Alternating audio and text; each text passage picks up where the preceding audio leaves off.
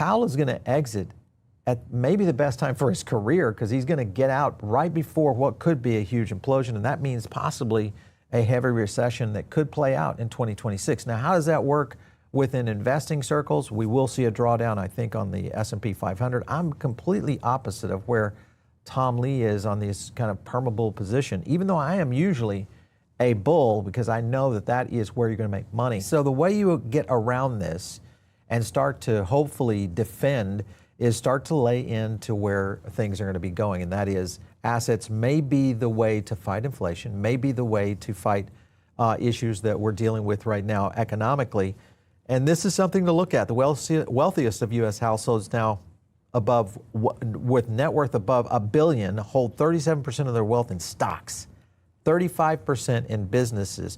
Those with $100 million to $1 billion, 58% in businesses, 10% in equities. And then by comparison, households with net worth under 10 grand, 36% of their assets in primary residence. That is a huge problem. And these vehicles, that's not an asset. That's not an asset at all. So you guys need to be driving Corollas. Everybody should be, if you get as much into real assets as you can, that's where this is going to change the game.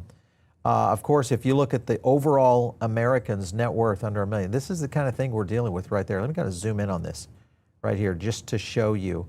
The big blue category right there, those are all the good categories.